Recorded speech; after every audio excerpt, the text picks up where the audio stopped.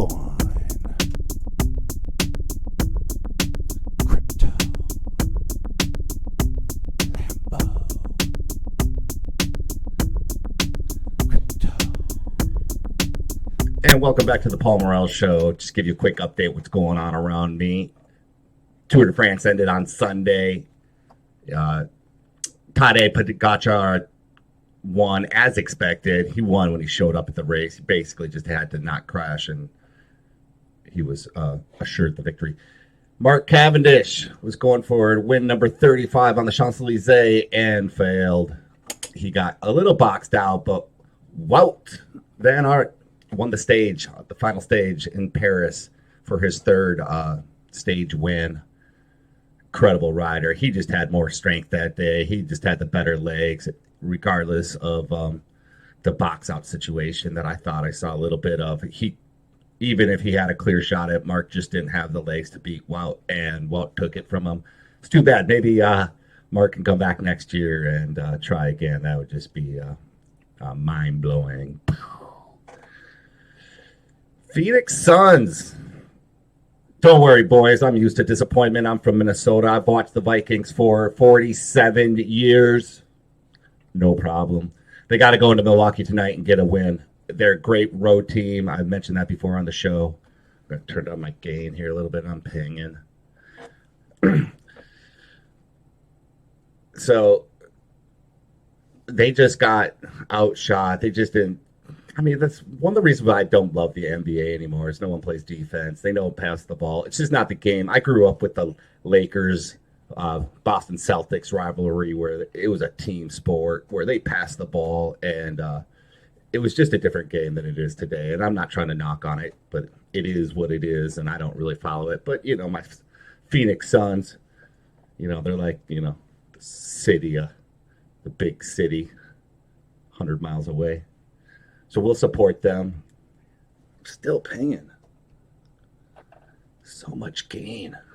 I love to hear my own voice, I guess. Anyways, so Phoenix Suns tonight, 6 p.m. Going into Milwaukee. Try and get a win on the road. Bring it back to Phoenix for a Game 7. I bet you it happens. I've always thought that the NBA is a little rigged for television. But you never know. I don't know. It was... never close in Game 5. They tightened it up at the end, but Milwaukee had an answer for everything that Phoenix was dropping on them. So there you go. Looking forward to it. And then it's just like, what, 6 weeks of just nothing baseball. I bet, you know, I know if there's some baseball fans out there. Again, I love going to the games. I just don't have the attention span to sit there and watch a 3.5 hour 1-0 game. I mean, I kind of have the same. I'm trying to come around to soccer. Talk about soccer in a roundabout way. I should have done a little more research on this. But we're going to come back around to soccer. But I think it's a good product. The MLS seems to be doing a good job. The people I talk to that go to their games seem to really enjoy the experience. I've never been to an MLS game, so, you know, I can be ready at short notice if you have an extra ticket and looking for someone to go to a game with you, as I would be for the Phoenix, the Cardinals and Vikings game up in Phoenix this year. I wouldn't mind getting myself into that game. Maybe I'll hang out in the parking lot. My finger in the air. Good times. It's just so crazy. You know, it's regular people just can't just, I'm going to go to an NFL game. I mean, maybe like if you planned it, like, you know, we're going to save for 3 months so we can buy a ticket if you can get one. So, yeah, I think some friends of mine went to Lambeau a couple of years ago, paid like $400 a ticket. It's just ridiculous. Who has that kind of money? I know who has that kind of money. His name's Richard Hart. I wanted to talk about him a little bit on my show today. Let me just tell you this quick story, and it's good to tie it into my update on my weight loss journey. So I go to the doctors yesterday to do my weigh-in and my weekly eval. I lost 1.5 pounds. So disappointing. It was like getting hit with a hammer. I have a scale, but it's just all over the place because my floor is a little wonky, and you move it 4 inches and you get a totally different weight. So I hadn't been relying on it. Apparently, it wasn't that far. First of all scales are liars, right? God, just brutal. Like, I get obsessive with the number two. Like, I said, which ties into my number two. Like, how come I took a number two and my weight didn't change? It goes to 1/10 of a pound. It was a Lincoln Long coiler. It should have weighed out. It didn't weigh out. But what can you do? But we're going to look at portion control this week and tighten it up a little bit. Maybe do some more meal replacements with the protein shakes. They said that's okay. And keep on the treadmill. Keep working that. But it just shows you that you can't out-exercise a bad diet. I mean, I barely ate last week. I only lost 1.5 pounds, and I worked hard on the treadmill. It's just incredible that a 200 and what was it, 70 something, 78, 4-pound man can run. I mean, I wouldn't call it running, but can move faster than walking. It's kind of a feat of nature here going on in my living room. But it's all good. I feel great. I feel better. I have more energy than I've had in a long time, and my blood pressure was solid. So that's good news. That's something that's kind of been a hard thing. I've struggled a little bit with lisinopril, which is a blood pressure medication. It was making me feel all woozy. It was like a free high. It wasn't that bad. It just made me concerned. You don't want to have a cardiac event if you can avoid it. But so I went off the lisinopril and blah, blah, blah, got a new medication, and it seems to be working. And the goal is to get rid of all that garbage, hydrochlorothiazide, even though it's fun to say. I'd rather not have it in my body if I can help it. But again, you got to treat things. You can't just ignore it. You can't just fix it tomorrow. It's a silent killer. If you don't deal with it, you will at the end of your life, right? So, you got to take care of yourself. You got to take medicine if you have to take medicine. If you have to take it the rest of your life and it makes you better, then so be it. Who cares? But I think with the right diet and exercise, I could be medication free. I think it's just a result of my poor lifestyle. So we're going to improve on that every day and get on the right track. So anyways, went to the fat doctor, but on my way there and listening to the radio, and I used to listen to the morning show, the local morning show. I have for 20 years or more, on and off, right? This whole last year, though, I've just been so into my music and listening to music that every moment I'm in the car, I went back to listening to the CDs. I just like the quality much better than my phone. So I just listen to music the whole time in my car. It's what I do. But, after listening to the same CD 357 times in a row, it's time to give it a break. Gotta change gears. So I put on the morning show, and I mean, within 5 seconds, they're talking about this PS4 farm, mining farm. They have these PlayStation 4s that are set on, autopilot to play these games, to earn these credits, to buy these rare player cards, and player cards are traded on the open market. I don't know if they're NFTs, and that's what I wanted to get into. And I'll have to do some more. Like I said, if I did more research, I would know about the FIFA cards. I know that you can use gaming consoles to mine crypto, and I don't know if these are on the blockchain or not. It sounds like you have to buy like the whole account, so I don't think they're on the blockchain. But I got all excited because here we are. If it's not blockchain, then it will be in the future, or it's similar concept, right? And of course, the DJs on the radio, I have no idea what they're talking about, and they even said, "Hey, if you know what you're talking about, why don't you call in?" And not that I'm a crypto expert, but I know a little thing about NFTs and about blockchain and about these things. And I know you get this think this is ridiculous, but the Ronaldo card $10.5 million.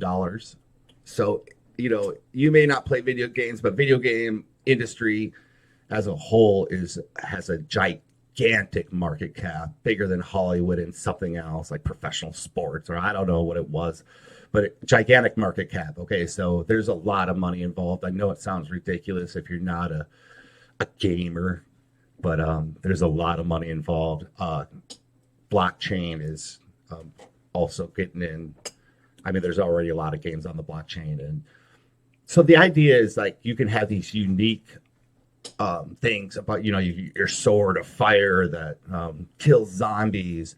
You can have it on these blockchain games where this sword that does certain things in the game is unique to you, that you actually own as a digital property, and then you can also trade it or sell it on the blockchain, and it can have actual value. And these games have tokens in there as the money supply, so that you can purchase other unique items within the gaming ecosystem.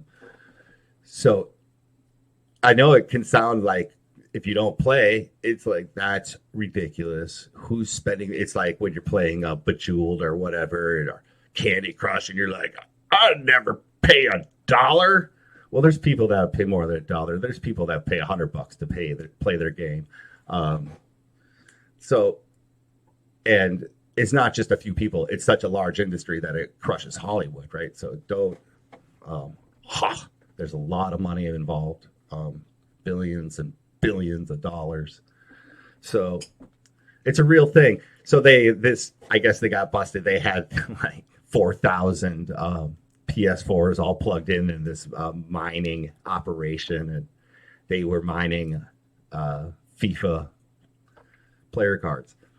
So I thought it was interesting. It tied it into the blockchain for me, and I got all excited. And of course, I have a never-ending pursuit of shamelessly trying to plug my show. So I sent them an email, said if they ever want to talk about blockchain or NFTs, that I was the smallest YouTube crypto influencer, but I was local. So I was hoping they'd bite at that. Maybe they will in the future. Maybe I'll keep bugging the show. I've been a big fan of the show for a long time. It just makes sense. And they never know what they're talking about. I always have the right answers for them, the answers they're looking for. But, I can't be calling in a radio show. I'm not 15. Give me a break.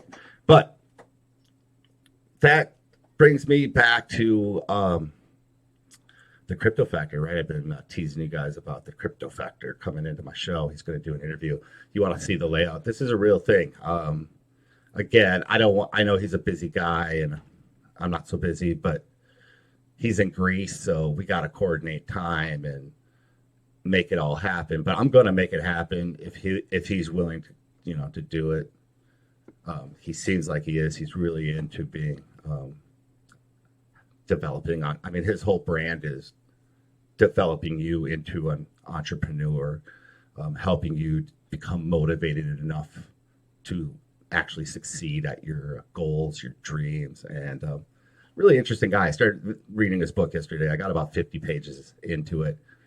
I read pretty slow, and of course, I'm analyzing every line in the book and doing my homework, writing some questions so that when I do have him on the show, I can ask him some questions about his book and know a little bit about what I'm talking about. And so the whole thing is I want to come across as, that I care, and that I did my homework, and that I'm an intellect. I don't want to call myself an intellectual, but that at least I'm trying to ask relevant questions and do a good job from my end and make it something that people might be interested in and help him promote his book too, right? So let me just show you this real quick. This is what it's going to look like. Isn't that sweet? I know it's kind of amateurish looking, but not bad. I just learned how to do this like yesterday, so I'm happy with it. Let me get back to my primary cam. Boom. So the video capture software I'm using is called OBS, and I just want to call it OSB, but I was watching this interview and the guy called it OBS, And I'm like, oh, thank you. That's what I need. OBS. So I do video capture and OBS. So going back to Crypto Factor, and here's the thing: we're talking about, I want to do this solid interview. I want to talk about his book. I want to talk about his battle with cancer. But one of his mentors is this guy, Richard Hart, and Richard Hart is I don't know what his title is, but he's shilling Hex. Hex is a crypto project, and I just don't know. It just sounds too good to be true, and I want to show you this guy, Richard. So here's my struggle, and here's my dilemma to you guys, and I would love to hear what you think I should do here. So on the one hand, I want to do this nice, solid interview that helps to promote. Let's call him Paul, by the way. I don't want you guys to get confused when I start saying Paul, but his name's Paul. His book's The Crypto Factor. His show is called The Crypto Factor, but his name is Paul. So I'm going to refer to him as Paul. It just makes more sense. But I don't want you guys to think like I'm talking in the third person. It hasn't gotten that crazy here yet. It's probably coming. But when I say Paul, I'm talking about Crypto Factor Paul, not myself in the third person. So again, going back to the interview. So I'm going to I could do this clean interview and keep it real appropriate and keep it on the up and up. Probably not ask him the hard questions. Maybe save that for next time. The hard questions would be around, first of all, not really his relationship with Richard Hart, because you can be friends with whoever you want, but really about it's central around the Hex project and what's really going on there. It doesn't compute over here. And I may be not educated. You don't want Richard Hart to find out you're talking about him, because he'll tell you to cram it up your cram hole, in a lot more colorful way. And if I'm going to show a little clip, and it is colorful. So if you're sensitive to strong language, to cursing, it's the internet, right? It's not what I want to put on my show.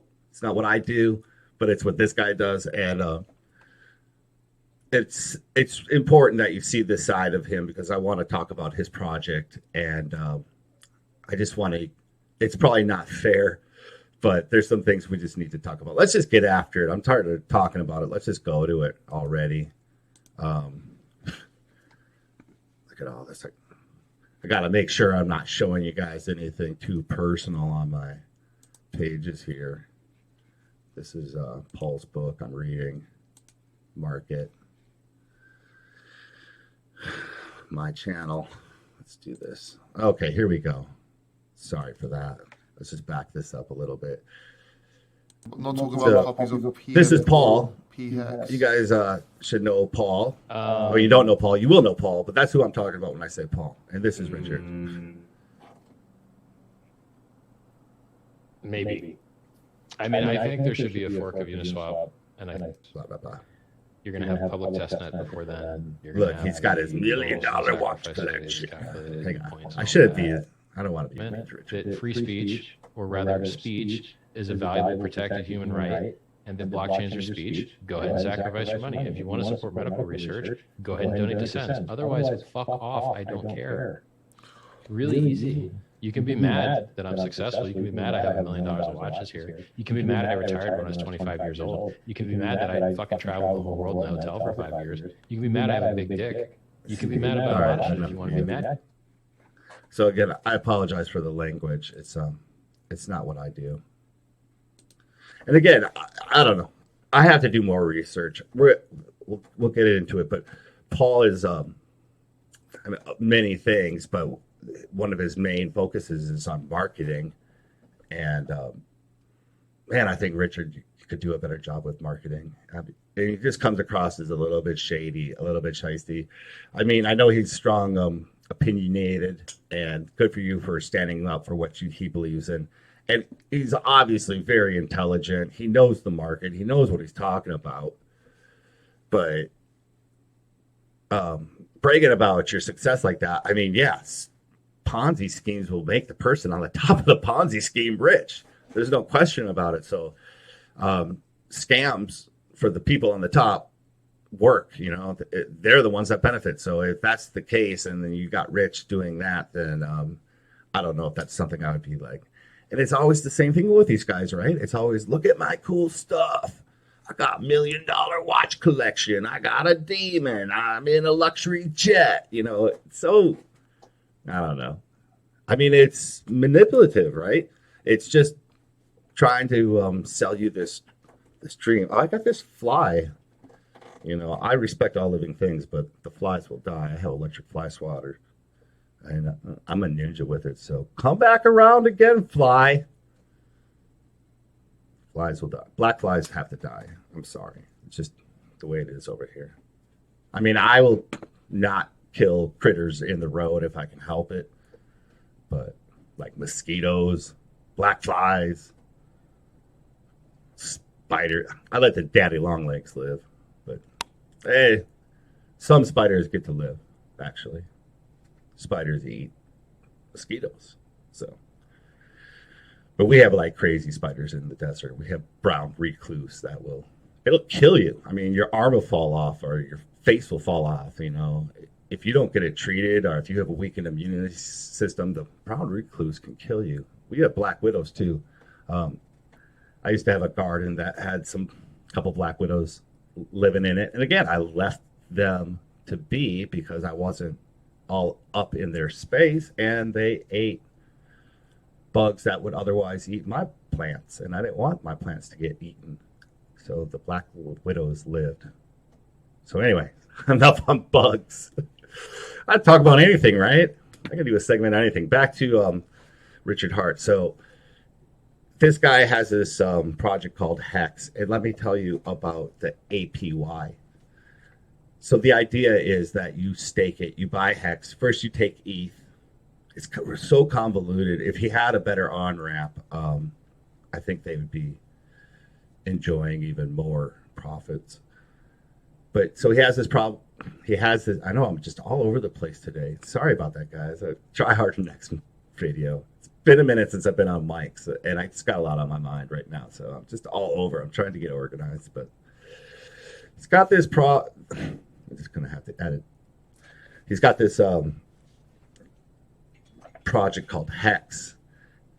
Now, here, the first thing you should know about Hex is it doesn't really do anything. It just has value because people keep.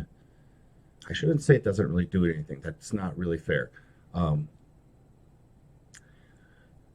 There is no real product. Okay, it's the value is created because people are buying it, and then Richard will tell you that your profits are created by inflation, but the profits are upwards of 40% is what he claims. So you stake it, right? And he wants you to do it for 5 years, for 10 years, for 15 years. So you take your 5,000 Hex, which you get through buying Ethereum and then converting it into Hex, which is on the blockchain, which is transparent, by the way, so we can look to see where all that Ethereum goes, or we could ask Paul, where does all that Ethereum go?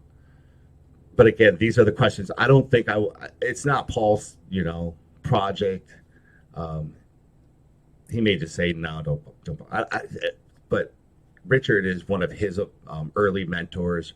Richard is someone I think he still really respects, and maybe deservedly so. I'm still out to lunch on this Richard Hart guy. I just got into his videos. Again, he says a lot of smart things. He says a lot of things that are making sense. But again, con men usually know their shit too, right? So I don't know. I respect Paul. I love what Paul has put out. I love his positivity. And again, I'm neither here nor there on Richard Hart, but I definitely think the guy has an image problem, right? Like, Paul, help your buddy out, man. Tell him to clean it up. I mean, if you're scam or not, man, just you got to. And I hate to be like, and he'd say it too. He'd first tell you to F off, right? And then he'd be like, you're broke. You don't have any money. You don't have any place to have an opinion on how I should present myself when I'm doing public stuff. But in my primitive mind, you know what I mean? Just class it up a little bit. It's not that hard, you know? Put on the show. Show us the good side of Richard Hart, not the kind of weird, creepy candlesticks and the watches rotate in the back, I think, to keep them winded, right? Because you got like 12 of them or whatever, so you're not, can't wear all 12. I mean, unless you're a rapper or something, you maybe can wear like 6 of them. But you can't wear all 12 at once, right? We just can't make a house out of candy. It'll melt in the sun. It's just impossible. That's Dewey Cox. Something like that. Paraphrased. Where were we? Talking about wearing 12 watches. So yeah, I think I was like, why do they rotate? It took me, I'm slow. It took me a while. I'm like, oh, it's to keep them wound. If they're that, I mean, I don't know why you're $1 million watch collecting. I mean, my $12 Casio had a calculator on it, and it didn't need to be wound. But I think that's like the cool thing, right? The perpetual motion watch.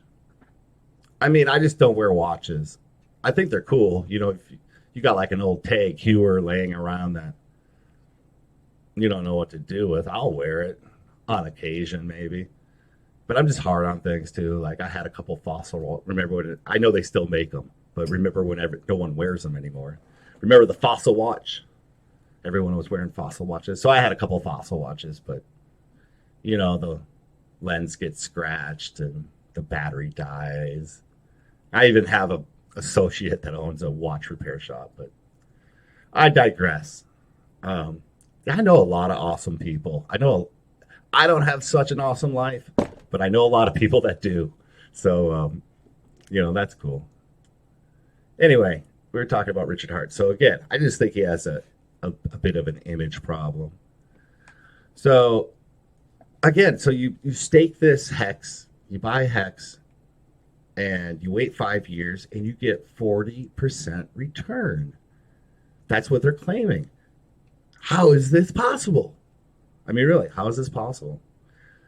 Richard said that, well, it's from the inflation. A quick answer. And again, I'm just not educated enough to know about all of that. But usually the tokenomics, when I've looked at the inflation of most tokens, it's around 4 or 5%.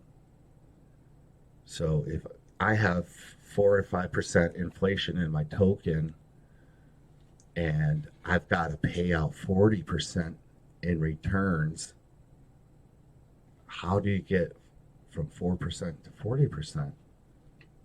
See, I'm just not smart like that. I need someone to explain the new math.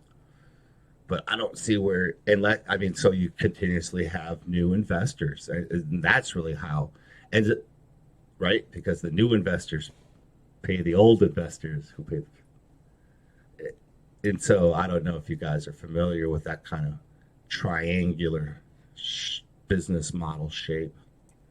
But it just doesn't all add up to me. I'm not trying to make a judgment. I'm certainly not calling Richard Hart out.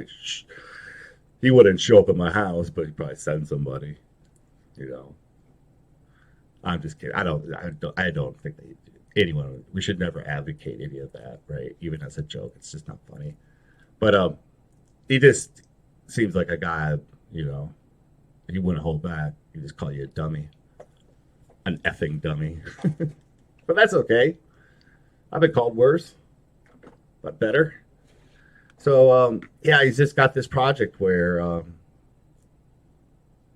it just seems suspicious to me, the amount of returns. Or, like, according to him, we're all just a bunch of effing dummies, and he's trying to help you, and you should just get on board. I mean, you look at that chart, and the thing is spiking, so, you know, it's probably at the top, and he says it's going to go up and down. That's how, you know, and we all know that to get 100x coin, you got to have a lot of volatility. So, but let me tell you about the volatility, because again, it's on the blockchain, and he loves to say how transparent it is. Well, that's because no one actually goes and looks, right? I'm going to go look at the blockchain transactions for ETH. But we did.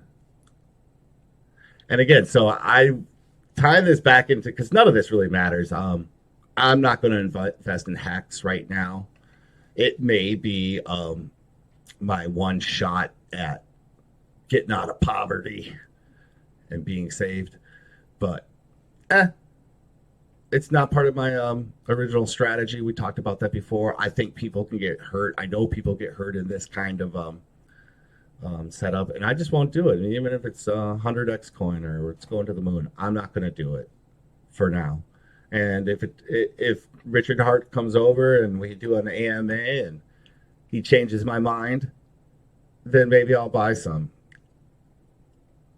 And this is an important thing though. After watching the whole AMA with him, I kind of wanted to buy Hex. I looked into it, and thankfully it's hard to do. First, you have to buy some ETH, and then you gotta. I mean, it's not really hard, but then you gotta transfer it. Then the Hex has to be the ETH has to be converted into Hex, and then you have to go somewhere else and stake your Hex.